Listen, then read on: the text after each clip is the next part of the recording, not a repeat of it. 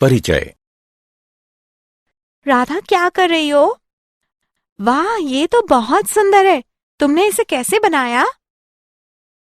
मैंने इसे प्रकार और पेंसिल की सहायता से बनाया। लेकिन क्या इस वृत्त को बनाने के लिए हमें सचमुच प्रकार और पेंसिल की आवश्यकता पड़ती है? हाँ, एकदम सही आकृति बनाने के लिए हमें इन सभी रेखा गणितीय उपकरणों की आवश्यकता पड़ती है। क्या तुम इस कोण को देख सकती हो? हाँ, यह 30 अंश का कोण है। मैंने इसे प्रकार और स्केल की सहायता से बनाया है। लेकिन कैसे? मैं भी ये सीखना चाहती हूँ। मेरे साथ आओ, मैं तुम्हें सिखाती हूँ। उद्देश्य। इस पाठ के अंत में आप निम्न करने में सक्षम हो जाएंगे। एक दिए गए कोण को द्विभाजित करना, एक दिए गए रेखाखंड के लंबवर्धक की रचना करना, 60 अंश इत्यादि का कोण बनाना, दिए गए आधार, एक आधार कोण तथा अन्य दो भुजाओं के योग से त्रिभुज की रचना करना, दिए गए परिमाप और दो आधार कोणों की सहायता से त्रिभुज की रचना करना, एक त्रिभुज की रचना करना जिसमें परिमाप और दो आधार कोण दिए हों।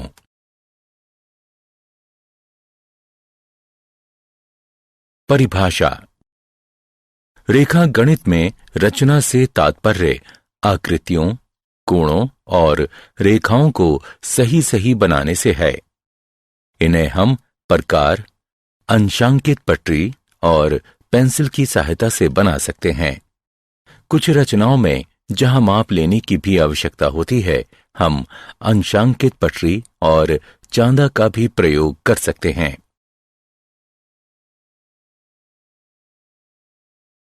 एक दिए गए कोण का समद्विभाजक। मित्रों, हम वृत्त, एक दिए गए रेखाखंड का लंबार्धक और 30 अंश और 45 अंश के कोण बनाना जानते हैं। अब हम एक दिए गए कोण का समद्विभाजक बनाना सीखेंगे। माना कि कोई कोण ABC है। अब हमें इस कोण का समद्विभाजक बनाना है। सबसे पहले हम B को केंद्र मानकर किसी भी त्रिज्या का कोई चाप लगाएंगे जो BA और BC किरणों को क्रमशः E और D पर प्रतिच्छेदित करेगा। फिर D को केंद्र मानकर DE की आधी लंबाई से अधिक की त्रिज्या लेकर हम एक चाप लगाएंगे। ठीक इसी तरह E को केंद्र मानकर DE की आधी लंबाई से अधिक की त्रिज्या लेकर हम एक और चाप लगाएंगे जो पहले चाप को F पर प्रतिच्छेदित करेगा। अब हम किरण BF खींचेंगे। यही किरण BF कोण ABC की समद्विभाजक है।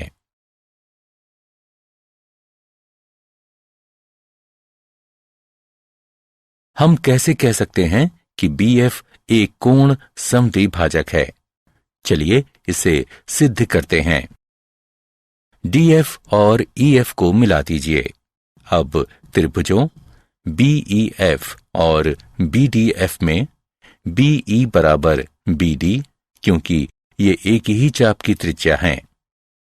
EF बराबर DF, क्योंकि ये भी बराबर त्रिज्या की चाप हैं। BF बराबर BF, जो कि दोनों में है।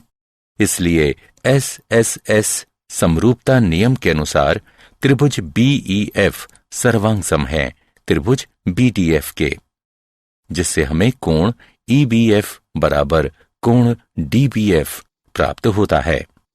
इसलिए BF एक कोण द्विभाजक है।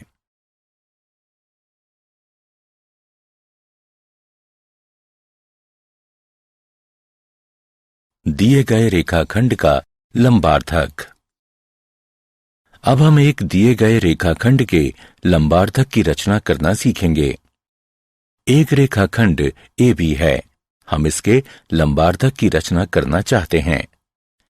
रचना के चरण। सबसे पहले A को केंद्र मानकर AB की लंबाई के आधे से अधिक की त्रिज्या लेकर रेखाखंड AB के दोनों ओर एक एक चाप लगाइए। ठीक इसी तरह B को केंद्र मानकर उसी त्रिज्या के एक एक चाप रेखाखंड AB के दोनों ओर लगाइए, जो पहले वाले दोनों चाप को क्रमशः P और Q पर प्रतिच्छेदित करेगा। अब PQ को मिला दें। PQ AB को M बिंदु पर प्रतिच्छेदित करेगी। यही रेखा PMQ रेखाखंड AB की अभीष्ट लंबार्धक है। चलिए सिद्ध करते हैं कि PMQ रेखाखंड AB का लंबार्धक है। A और B को P तथा Q से मिलाकर AP, AQ, BP और BQ बनाइए। अब PAQ और PBQ त्रिभुजों में AP बराबर BP, क्योंकि ये बराबर त्रिज्या की चाप हैं। AQ बराबर BQ, क्योंकि ये भी बराबर त्रिज्या की चाप हैं। PQ बराबर PQ, ये दोनों में हैं। इसलिए SAS समरूपता नियम के अनुसार त्रिभुज PAQ सर्वांग है त्रिभुज PBQ के। इसलिए CPCT द्वारा कोण APM बराबर है कोण BPM के।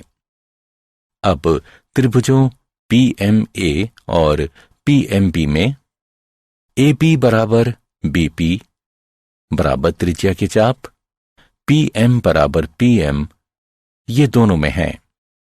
कोण APM बराबर कोण BPM जैसा कि ऊपर सिद्ध हो चुका है। इसलिए SAS समरूपता नियम के अनुसार त्रिभुज PMA सर्वांग है त्रिभुज PMB के। इसलिए AM बराबर BM और कोण PMA बराबर कोण PMB CPCT के द्वारा। रैखिक युग्म अभिगृहित का प्रयोग करते हुए कोण PMA जमा कोण PMB बराबर 180 डिग्री, अथवा हम इसे ऐसे भी लिख सकते हैं कोण PMA बराबर कोण PMB बराबर 90 डिग्री। इसलिए PM जो PMQ है रेखाखंड AB का लंबार्धक है। 60 अंश का कोण। हम 30 अंश और 45 अंश के कोणों की रचना करना जानते हैं। अब हम किसी दी गई किरण के प्रारंभिक बिंदु पर 60 अंश के कोण की रचना करना सीखेंगे। एक किरण AB है जिसका प्रारंभिक बिंदु A है। हम एक ऐसी किरण AC की रचना करना चाहते हैं जिससे कोण CAB बराबर 60 अंश हो। रचना के चरण। A को केंद्र मानकर किसी भी त्रिज्या का एक वृत्त का चाप लगाइए जो AB को किसी बिंदु पर प्रतिच्छेदित करेगा। माना कि वह बिंदु D है। अब D को केंद्र मानकर पहले वाली ही त्रिज्या का एक और चाप लगाइए जो पहले वाले चाप को किसी बिंदु पर प्रतिच्छेदित करेगा। माना कि वह बिंदु E है। अगले चरण में E से होते हुए किरण AC खींचिए। यही कोण CAB 60 अंश का अभीष्ट कोण है।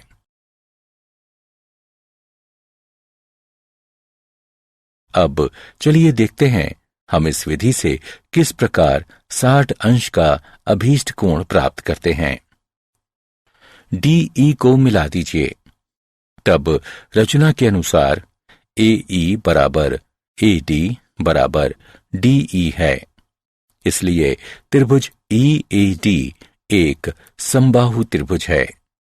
त्रिभुज EAD भी एक समबाहु त्रिभुज है क्योंकि कोण CAB 60 अंश का है।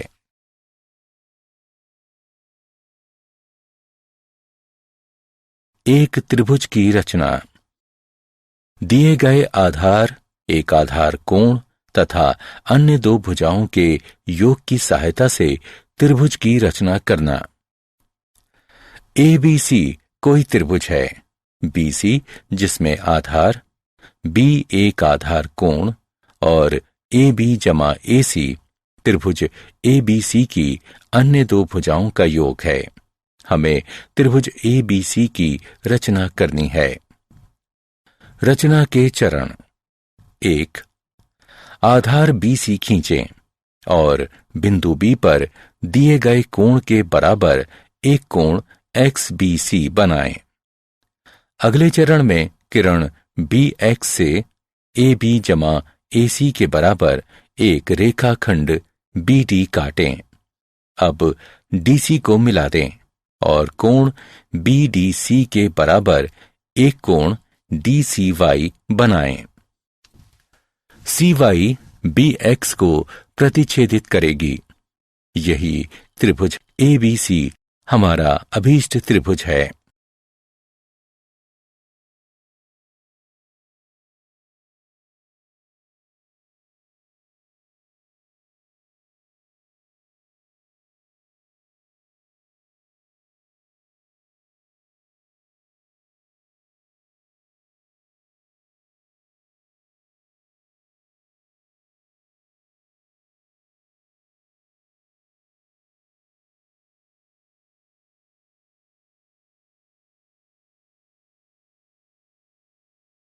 आइए देखते हैं कि ABC किस प्रकार एक त्रिभुज है।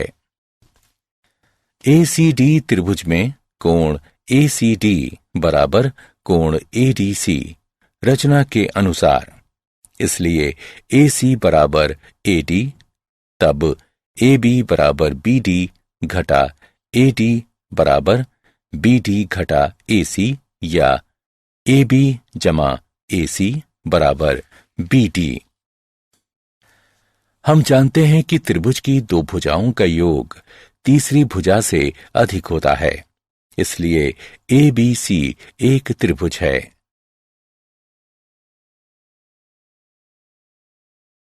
दिए गए आधार, एक आधार कोण तथा अन्य दो भुजाओं के अंतर की सहायता से त्रिभुज की रचना करना।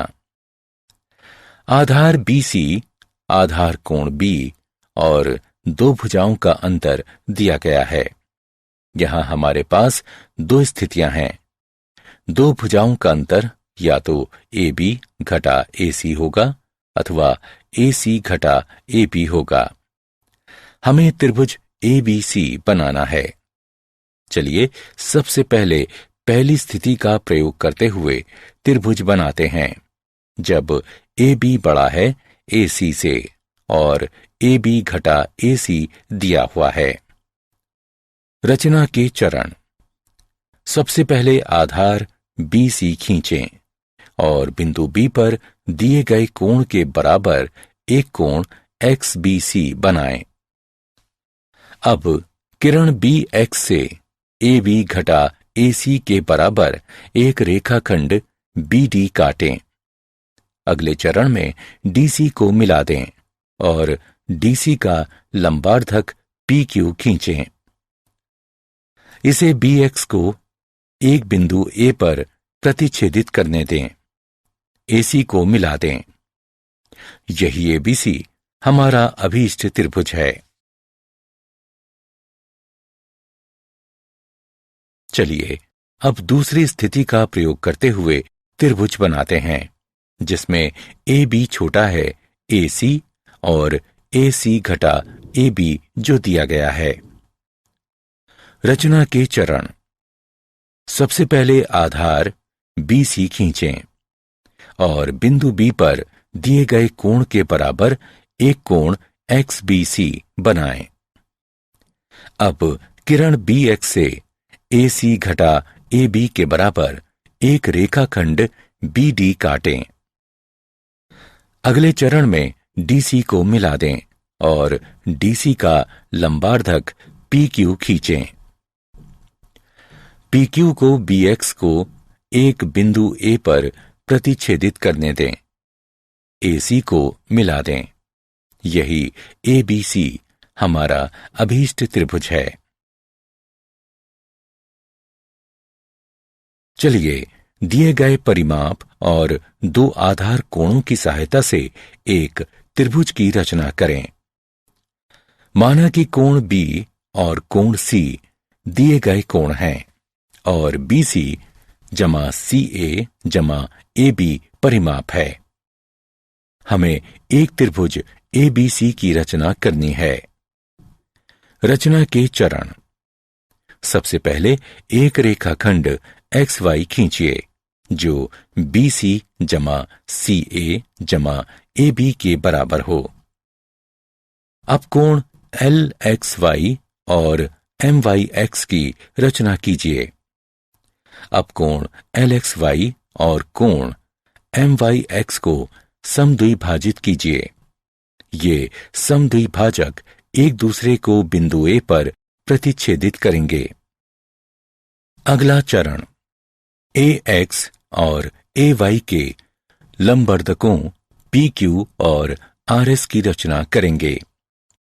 PQ XY को B पर तथा RX XY को C पर प्रतिच्छेदित करेगा। यही ABC अभीष्ट त्रिभुज है। उदाहरण। चलिए एक उदाहरण को देखते हैं जिसमें हम एक ऐसे त्रिभुज ABC की रचना करेंगे जिसमें कोण B बराबर 60 अंश, कोण C बराबर 30 अंश और AB जमा BC जमा CA बराबर 15 सेंटीमीटर है। रचना के चरण। सबसे पहले हम एक रेखाखंड PQ बराबर 15 सेंटीमीटर खींचेंगे जो AB जमा BC जमा CA के बराबर होगा। अब P बिंदु पर एक 60 अंश का कोण और Q बिंदु पर 30 अंश का कोण बनाइए। इन कोणों को समद्विभाजित कीजिए। इनके समद्विभाजक एक दूसरे को बिंदु A पर प्रतिच्छेदित करेंगे। अब लंबवर्धकों AP और AQ की रचना कीजिए जो PQ को क्रमशः B और C पर प्रतिच्छेदित करेंगे।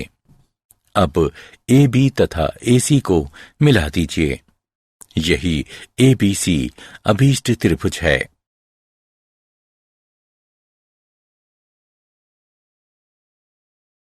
क्या आप जानते हैं जियोमेट्री शब्द ग्रीक शब्द जियो जिसका तात्पर्य है पृथ्वी तथा मैट्रिया जिसका तात्पर्य है मापना से बना है। अंक गणित के साथ साथ रेखा गणित भी पूर्व आधुनिक गणित के दो क्षेत्रों में से एक थी।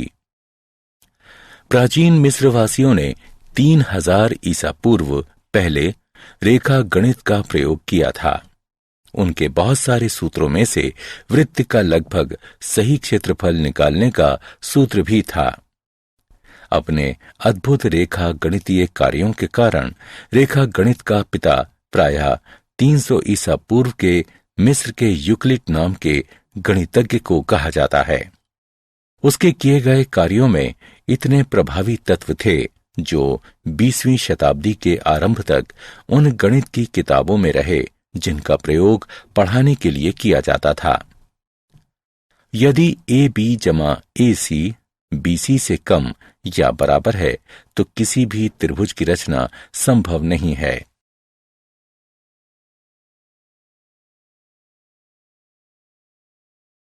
सारांश। आइए हमने जो कुछ सीखा है उसे संक्षेप में दोहराएं। दिए गए कोण को समद्विभाजित करना, दिए गए रेखाखंड के लंबार्धक की रचना करना, दिए गए कोण की रचना करना, दिए गए आधार एक आधार कोण तथा अन्य दो भुजाओं के योग की सहायता से त्रिभुज की रचना करना, दिए गए आधार एक आधार कोण तथा अन्य दो भुजाओं के अंतर की सहायता से त्रिभुज की रचना करना, दिए गए परिमाप और दो आधार कोणों की सहायता से एक त्रिभुज की रचना करना।